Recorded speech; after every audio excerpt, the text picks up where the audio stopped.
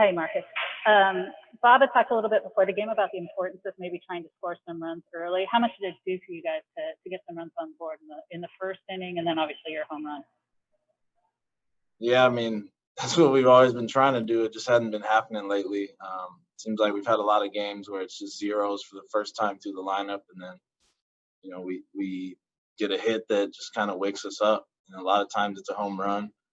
I think that hits like that are contagious. Once you see one guy do it, you get a little bit more confidence. For me, it seemed like guys were all over Keuchel the first inning, just being aggressive, and I thought that looked like the right approach, and that's what I took into my second at bat. There was a lot of talk coming into this series about kind of a clean slate, and then guys have sort of had maybe disappointing offensive season, a fresh start.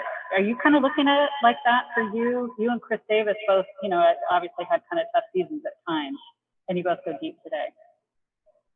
Yeah, I mean, I think that you look at a 60-game season, there's times where you find, you make an adjustment that you might like, but maybe it takes a little longer than you wanted to. For me, I've been tinkering a little bit because things didn't feel great in the beginning, and found something that worked for the last couple of days, and you just stick with it. That's how the game goes. You just have to be realistic and understand that if something isn't working, then try and make a little adjustment and see where that gets you. With the short season, that sometimes it may happen a little later, and you take a below average season statistically into the playoffs, and it doesn't matter if you have a good swing in the playoffs. Can you explain what that adjustment is? Say that again. Could you explain what that adjustment was that you made? Just something in my batting stance. When you have as many at bats as I have had in the major leagues, there's little things you can go back to and try. And some days it feels good, and I'm going to work with what I went to. Shayna, Ruben. Hey, Marcus. Did you hear your family up in the suites? I think I saw you pointing to them up there after your home run. Yeah. They were really excited yesterday to finally see a game. My sons and Tara, my wife, have been at every game last year. They're really supportive, and when they're sitting usually in our family section, I make sure to make eye contact with them, especially if I'm in a tough spot or just not feeling good. They keep me grounded, so I knew where they were out there in center field, and I saw them cheering, and it was a kind of a perfect time to acknowledge them. Marcus Thompson. When you hit your home run, did it feel like a lot of weight was lifted? Did it feel like the frustrations had been exercised with one swing? Yeah, I mean, I wasn't frustrated at all. I mean, I think that if you talk about yesterday, we put some good swings on balls. Nothing fell, and then you go into the first inning, and those balls start to fall, and that's what we were kind of waiting for. Personally, I'm the same guy out there no matter what. No matter how I'm doing, I'm going to keep the same attitude. That's what's gotten me to this point in my career, is just staying even-keeled. And, if things don't go well, you just figure out what to do and stay calm. Keep your heart rate down, whatever you need to do, just to be the same guy that, does good things. As a veteran and MVP candidate, did you feel any weight for you personally to kind of get you guys out of that rut you were in yesterday? Everybody wants to do better. We ran into I think Giolito's a Cy Young caliber guy. He's still young. He's their ace. He's their guy. He's an all-star. He had his best stuff yesterday, and we were kind of a group that had been scuffling at the end of the year, and it was just kind of a perfect storm there yesterday. But we got out of it quick. First two innings we score, you get that confidence. We had our best pitcher going in Bassett, pitcher of the month. And, I think that both of us coming from the White Sox, you could tell he was a little pumped up just to get a win against his former team, and same for me. Martin Gallegos. Hey, Marcus. And you mentioned Bassett. I mean, how impressive was that to you just to watch that performance? Biggest game of the year, win or go home type game, the performance he turned in. Yeah, Bassett's been the same guy all year. He didn't let the playoff nerves get to him at all. He was the same guy. He had the same stuff. First inning, he comes out a little amped up. His velo was up, and then he calmed down and just made sure he made his pitches. He had good movement, kept him off balance with the cutter, and of course the curve was there. He mixes it up with his windups. He goes to the stretch. He switches it up. It's a tough matchup. I mean, we faced him in summer camp. It's not fun.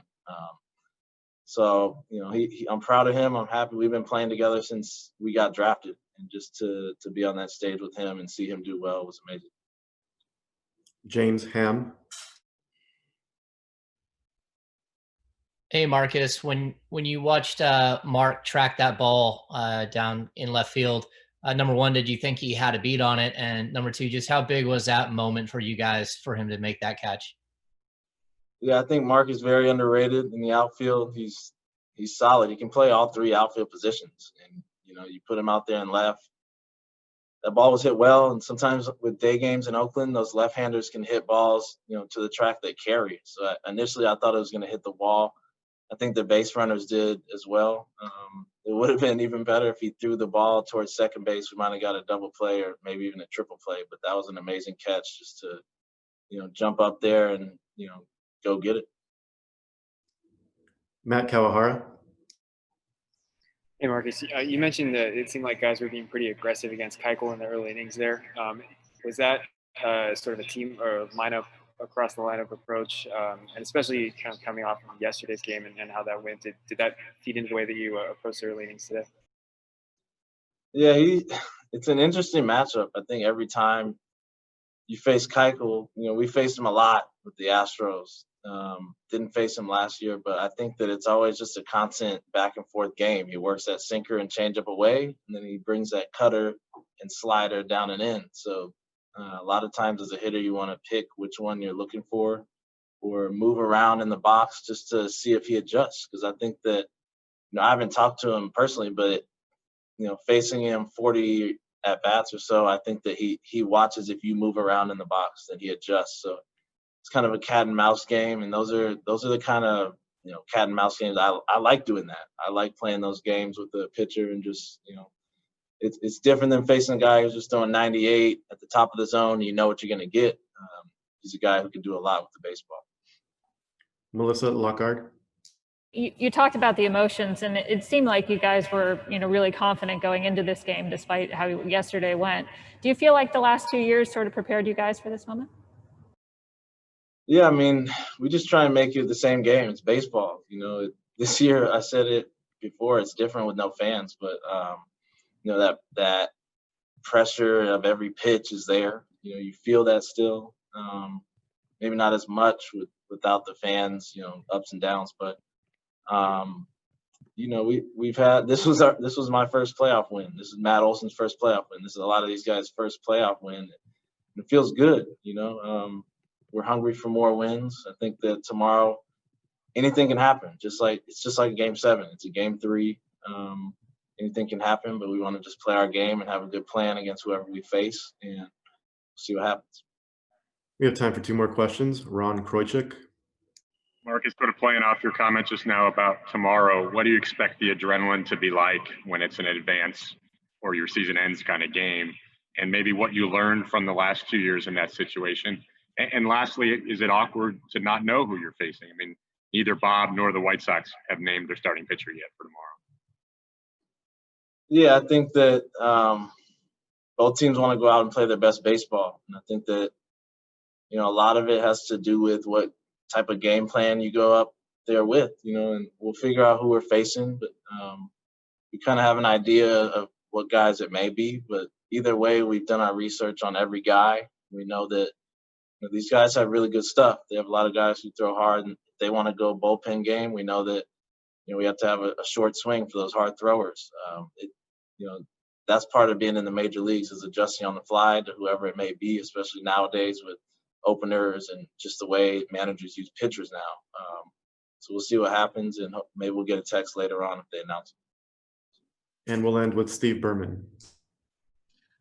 Marcus, were you aware that Mark Canha was mic'd up for the top of the 4th inning, the entire top of the 4th inning on defense?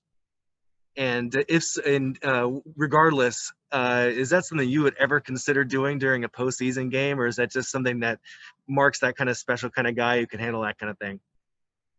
Yeah, I thought that I saw like a split screen when they played a replay on one of the plays. I saw it was Mark and then the game. So I said, I wonder if he's mic'd up.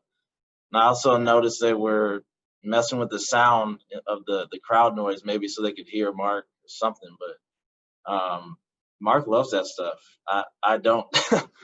So I just want to focus on the game. It's hard enough for me to focus out there, let alone answer questions on an interview. But kudos to Mark for wanting to do that, and he's a pretty entertaining guy. So it's good.